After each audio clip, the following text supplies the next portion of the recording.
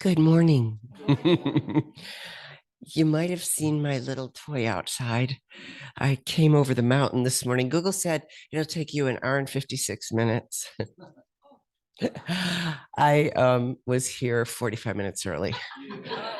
Yeah, and that's okay. That's all right.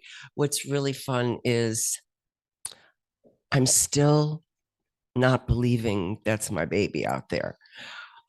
It's a manifestation that took 50 years. Seriously, it's 50 years. Not Audi particularly, mind you, sports cars. My brother was a gearhead. From the time I was a little kid, he was taking my mom's toasters apart. I mean, you name it, the guy had to tear it apart and put it back together. Well, because I looked up to him, he was into cars. So we would sit in the back seat of the car and he taught me all about cars. And so now, I mean, I can spot a sports car a mile away. Well, by 10, I wanted one. I seriously did. So I fell in love with a Jaguar.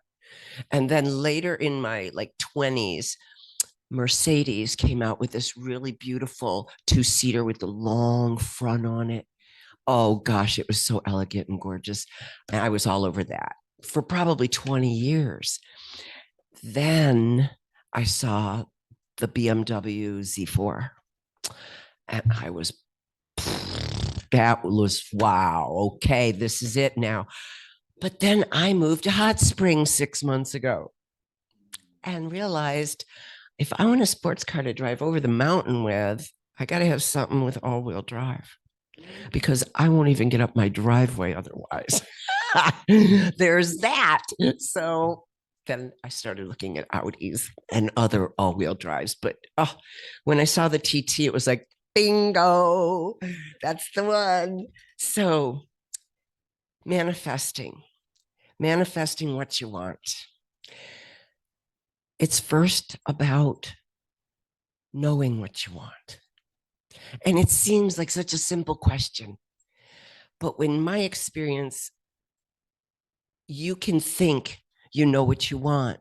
I suggest you write about it a little bit because chances are it's much deeper than the want that your mind wants to throw out there first thing.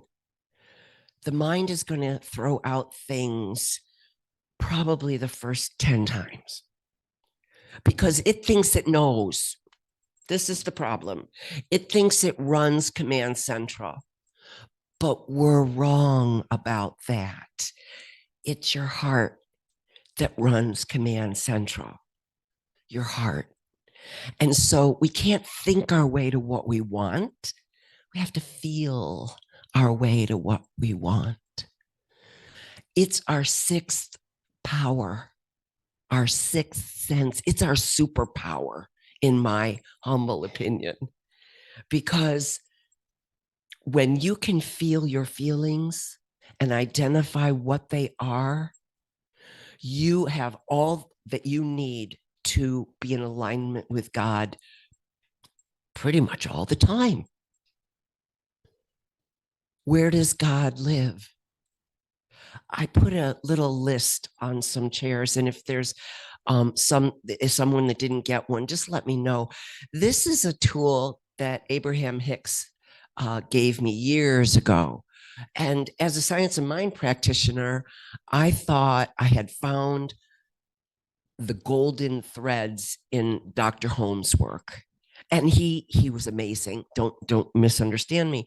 He took all the common threads of all the major religions and he found the truth. And that became science of mind. And I was fascinated by that. It rang so true for me, but there was something missing. I couldn't get my hands on. And it's not that Dr. Holmes doesn't talk about the conjunction or the connection between our thoughts and our feelings, because he does. It's just pretty thin in his works. It's touched on. And it wasn't enough for me to get a hold of.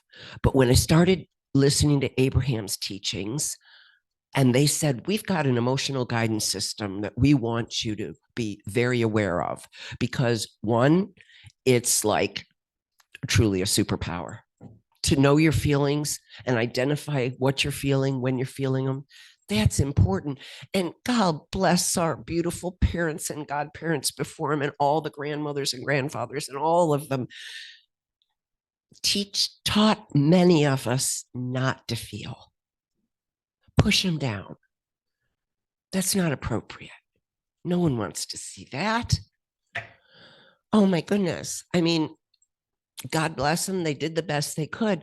But what happened by them trying to teach us that was they pulled us away from our guidance from God.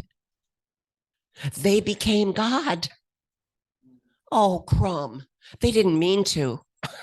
Believe me, I think most parents on the planet would not want to take that on, but inadvertently, they became our source. We wanted them to tell us what's right, what's wrong, what do I do, how do I do it, where do I go, when, with who. This was very unfortunate. We all had to learn how to reverse that, which brings me to a really important point. We are all learning to retrain our brain, and it's a progress. It doesn't happen overnight. You have to be very gentle with yourself and kind and patient, because you have to remember, however many years you've been on the planet, you've probably been thinking that way. So you're not going to turn it around overnight. It's going to take some persistence on our part. However, when you really realize that your solar plexus, your emotional center, heart, wherever you feel your emotions in your body, is your superpower, and you can go there at any moment and know right then, in this red hot minute, am I aligned with God or am I not? Because God does not reside below contentment on that chart. God knows of those things below contentment on the chart, but does not live in any of those below contentment. It doesn't even identify or understand them really thoroughly, in that it can't. It has to hold its whole focus on joy and love and allowing and acceptance and peace and compassion and goodness. And that's why it's such a pull for us. It's the beacon that keeps pulling us back, because it has this intense focus it will not let go of, so that we will always know when we are moving away from our God by how we feel. It's really that simple. It sounds like it should be. It's like kindergarten 101, but darn it, we weren't taught it. And our kids, God bless them, I hope they're learning it now. The little ones, the brand new ones, the ones that are still connected to source and are so tuned in, tapped in, turned on, that if they have parents that recognize they are creator unto themselves, oh my gosh, watch out. Those kids are going to blow you away, because they won't have to do any of the backpedaling or the retraining of their brains that we have had to do. They won't have to go in there and ferret out all those beliefs that we inherited, that we took on as children. We had no filters. We had no choice. We took all those beliefs on from our parents and those that came before them. And it's up to us as full-grown adults to say, is that my belief really? Or is that just one I've been toting around that's been a block for me all these years and is standing in the way of what I want? Resistance is anything below contentment on that scale. If you wonder if you're in resistance to your higher self and you find yourself on any of those emotions below contentment. The first few, your momentum is very little and you can catch yourself and whoosh, come right back into alignment. And you'll get better and better and better at that. At first, you won't catch yourself till you're at the bloody bottom. You'll be down there in depression and despair, wallowing around and feeling terrible and sorry for yourself and maybe victim-like and all those things before something will come along and go, wait a minute. Wait a minute. I know better. I know too much. I have the tools to bring myself back up into alignment with my God. I have those tools. They're in my toolbox. So what do? I acknowledge, first of all, I'm feeling these feelings right here, right now. They're real. And they're full blown in my body because my body only can give me what I think and feel. So chemically, it's supporting the depression and the despair. When you're down there, ride it out, kid. Go to bed, sleep, take a long walk in the woods, barefoot on the earth. Get grounded. Do what you can to soothe yourself because you're not going to turn that puppy around when you're down there on a red hot minute. But the next morning when you wake up, now we've got the chance. But what do most people do? They go right back to thinking about what was bothering them the day before. And guess what? Law of attraction, it's 17 seconds, honey. You hold a thought for 17 seconds, and law of attraction has another thought coming your way to match it. And another, and another, and another. And the longer you stay on there, the more you downward spiral into the lower part of the emotional guidance scale. So the goal is to catch ourselves early. That's our best shot. That's our best shot because as a human being, you're gonna go down there. And it's not a punishment. To have negative feelings is not a sign that you've done something wrong or you're bad. Heavens, no, it's guidance. That's all it is. It's you in that red hot minute. You have a perspective on something. Your source has the opposing perspective too. That's it. That's why you feel so awful. You feel awful because of not what you're looking at, but because your perspective is so opposing God's. It hurts. And the further down the scale, the more it hurts. That's the way it was designed. God wants you to wake up and realize, oh, heck, I wasn't meant to feel like this. I came here for joy. I came here for expansion. I came here to be part of the growth on this beautiful earth. Everyone today is talking about 3D. Something occurred to me last week, like it came like out of left field because I heard it, but hadn't really understood what I was hearing, I guess. There are quite a few people out there who are under the impression that 5D is going to be like flash and everybody's here. No, darlings, I'm very sorry. I'm very sorry to break this news to you, but we are humans, each and every one of us, very much the same, but absolutely different, with different soul agendas, different paths, different learning experiences, different time in which we're learning these. No, yes, we'll all get there. Will we all get there at once? No. But I will tell you, you're all experiencing 5D right now, many times a day. Do you know how you know? You're up in the upper half of the emotional scale. That's 5D living, kids. That's the song we started with. You are the eyes and hands and word of God in your world. You are pure love. And if you walk out your front door every morning with that intention, God is with me every second. It is never not with me. It is flowing inspiration to me like a river constantly. And so I plan to take that love out into my world today. Let's go have some fun, Source.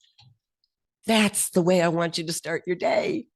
And believe me, you will come home at the end of that day going, wow, what timing I had, what good humor, what fantastic coincidences and synchronizations. I met up with people I'd wanted to meet with for months and couldn't, and there they were. And on you'll go, because that's flow. That's alignment. And you were designed to be that. You were. So it's not that hard. It's about deciding mostly. It's a decision. It's a big one because it means commitment and persistence and patience above all. Because you're going to slip back. You're going to mess up. It's going to be part of the journey. It's okay. It's all good. If your mantra, which is my mantra, and I will be happy to make it yours if you enjoy it and resonate with it, everything is always working out for my highest and best, no matter what. When something's coming at me that looks horrible, scary, dark, the first thing my mind goes to today, because I'm retraining my mind to go there, is not, oh crap, what's this? No, it's, oh my God, what gems are in this for me? What gifts are coming my way because of this? What am I about to learn about me that is going to deepen my relationship with God? Yeah. Don't fear anything coming down your path. God put it there for you. For you. Just you. You are that special. You are that important. And each and every one of us is here because we're needed. This time it's tough for a lot of humans on the planet. There's a lot of fear, a lot of worry and doubt. And the sad thing about that is that the longer you stay down there, the more familiar it becomes. And what happens with familiar? You want others to join you. You want camaraderie and that familiarity. So you start looking for groups that are fighting this cause or that cause, or, you know what I'm saying? You can't push against anything and not be in resistance to your God source. We've got to love it all. We've got to love it all into a better place of beingness. Try your very best. And it's not easy. Humans are notorious at judging. How can we not be? We were sent here to sort through all this contrast and figure out what our preferences are. How can we have preferences without some degree of judgment? You can't. But where judgment takes a wicked turn is when there's not a heartfelt understanding of everyone is on their own path at their own speed in their own journey. And instead we say, what's wrong with you? You should know better. You're old enough to know better. How many of us have heard those things? Well, guess what? You can't know what you weren't told or taught or shown. We have to model our joy, kids. I was saying this earlier to Pam. We have to model that joy for the world and let people come to us that are ready. You cannot shove this down anybody who isn't ready. We have to have an awareness as our first step.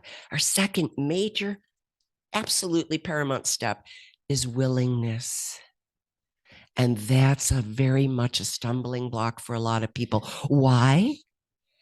Because they want to be right. Right? Better than happy? Uh-uh. No. I got that one a while back. I would so much rather be happy than right. But it's a lot of us have been really ingrained with this. It's just you can't deny, and God doesn't deny it, by the way, that what you see is horrific, that you feel a need for justice. It's wrong. All of that is true. No one's denying that. How does it make you feel? That's the big question. Because if it makes you feel anything below contentment on that scale, you've put on your tin hat. You are no longer accessible to God's inspiration. God can knock it through because you've put up resistance. And the resistance is, but I know it's right. Well, yeah, it is. What you're seeing, you're correct. The facts are there. That doesn't change the fact that it feels like crap when you look at it, because why? It's not God's perspective. It's really hard as a human being to get back far enough and say it's impossible to have God's perspective. It's so broad that there is nothing in God's perspective that isn't absolutely in order, on course, and in perfect timing. And it's all unfolding for our highest and best. So when you see crises, when you see tragedy, when you see horrific things in the world, know it is for all of our highest and best, including those who are suffering. We, again, do not know soul contracts. We don't know each other's paths. I had a sister who came in to live a miserable life for me so that I could witness her pain and understand I didn't have to do it that way. I'm absolutely convinced of this. We do that for one another. Do you know how many times you've been here? Do you know how many times you'll be here? It's just coming and going and coming and going. And we're like a blip on the radar screen, kids. But while we're in these experiences, it feels so serious. Like, I got to be in control here. Well, guess what? You're in control of one thing only, your thoughts and your feelings. And I highly recommend this. You cannot control anyone else's experience, but you can be an incredible influence by modeling the love and joy that you are, that you have found your way back to, that you are secure in, that faith, that knowing that God's got you. That's the best way to teach. And really and truly, that's what most people, will finally come around to. They'll learn by watching someone else, not so much words, books. So, I usually come with a little astrology. I'll wrap it up here. We had a full moon on the 7th. It was magnificent. It was the warm full moon in Virgo. And what that means to us is that it puts a lot of focus on our physical health and our daily living and sort of reorganizing it, making sure it's to our highest and best, our daily habits and our physical well-being, that we're attending to those things a bit. It gives us a surge in creativity often this time. And remember, full moons are always about endings. This is a pretty powerful one for endings, and many people may feel like they've had some pretty serious things come along in the past week, or maybe in the week to come, that is coming to an abrupt halt, because we've got another big player in here this time. We've got Uranus. Uranus is all about sudden change. And that's a good thing, because sometimes it's best to come out of left field. A change is difficult for most, but it's the absolute knowing we have change guaranteed, nothing else. So this could also trigger a bit of need for introspection this time that we're in right now. If you're feeling like you need to withdraw a little bit and sort of go within and do some inner work, it's right on track with the energies that are playing with us right now. The moon is being opposed by Pisces, which means details matter. And a lot of people aren't detail people, but you might want to look at some of the details in your life that could use some attention, particularly when it comes to your daily habits. That's the big one. Grounding is essential right now. That's why I said go out and walk on Mother barefooted, or just sit in a chair barefooted on the ground. Let earth energy feed you. Your souls were constructed in a way, or are part of a source that this is its essence. You left more up there of you than you brought here. And that's why it's always calling you. That's why it's a beacon. But essence of source is love and wholeness. And Mother Nature expresses it in the most incredible ways. And those rhythms of Mother, they somehow get in us and they soothe us. I live in the forest now. And I have to be honest, when I moved out there, I thought I'd be back in Waynesville every day because I just had to be with my people. Had to be with my people because I'm a people person. Well, guess what? I wasn't out there more than a month and I was dreading coming into town. It's so peaceful and quiet. All I hear are the creeks, the waterfalls, an occasional bird or hawk. That's about it. I see deer and coyote, and I'm in heaven out there.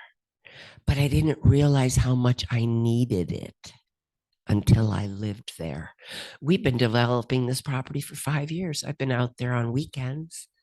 It didn't have the effect that living there has had on me. And that's how come I can honestly say, if you can take a chunk of time and be in nature, it will so benefit you on levels you may not even recognize.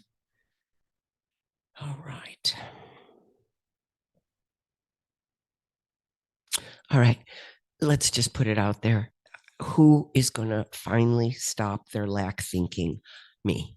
And anybody else in this room that has half a brain, I hope.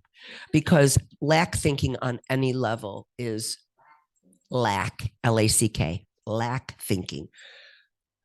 I'm not worthy. It's not, I don't have, buts, period. Wherever you find yourself going, but, look at that, because that is the beauty of resistance. The real gift in resistance is it's showing you where your blocks are. And that's a good thing, because now you can go there and soothe yourself around those things and get out from under it. Just keep remembering that God has a perspective. When you're below the line of contentment, God has a perspective that differs from yours.